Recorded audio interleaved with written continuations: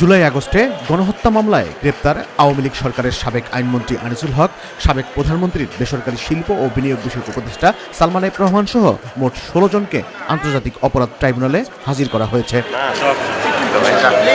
মঙ্গলবার সকাল 10টায় প্রিজন ভ্যানে করে দ্বিতীয়বারের মতো তাদের ট্রাইব্যুনালে আনা হয়। বিভিন্ন কারাগার থেকে সাবেক এসব মন্ত্রী, উপদেষ্টা, আমলা, বিচারপতি ও রাজনীতিবিদদের আদালতে আনা হয়। এর মধ্যে গোলাম দস্তগীর গাজীকে আনা হয় নারায়ণগঞ্জ জেলা কারাগার থেকে। এর আগে ট্রাইব্যুনালের প্রসিকিউটর আব্দুল্লাহ আল নোমান জানিয়েছেন, জুলাই আগস্টের গণহত্যার ঘটনায় মানবতা বিরোধী অপরাধের অভিযোগ করা 2 মামলায় শেখ হাসিনা, ওবায়দুল কাদের সহ ৪৬ জনের বিরুদ্ধে তদন্ত 1 মাসের মধ্যে শেষ করার নির্দেশ দিয়েছেন ট্রাইব্যুনাল। তদন্ত শেষ করে আজ 17 ডিসেম্বর প্রতিবেদন দাখিল করার কথা রয়েছে। এই মামলাতেই তাদেরকে হাজির করা হয়েছে।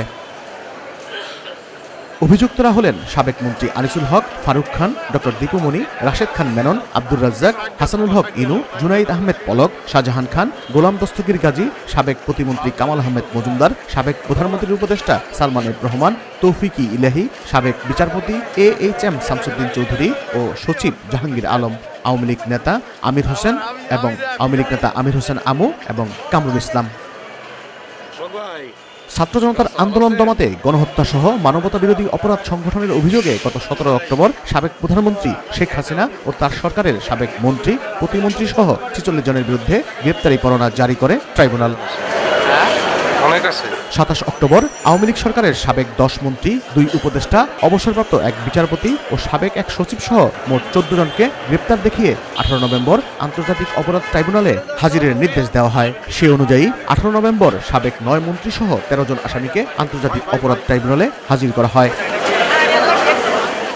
বৈষম্যবিরোধী ছাত্র আন্দোলনে ছাত্র জনতার উপর গুলি, হত্যার নির্দেশদাতা ও পরিকল্পনাকারী হিসেবে সাবেক প্রধানমন্ত্রী শেখ হাসিনা সহ অভিযুক্তদের বিরুদ্ধে আন্তর্জাতিক অপরাধ ট্রাইব্যুনালে বিচার চলছে। ছাত্র জনতার আন্দোলন ঠেকাতে আওয়ামী লীগ সরকার নির্বিচারে হত্যা চালায়। ছাত্র জনতার আন্দোলনের মধ্যে 5 আগস্ট শেখ হাসিনা সরকারের 15 বছরের স্বৈরশাসনের অবসান হয়।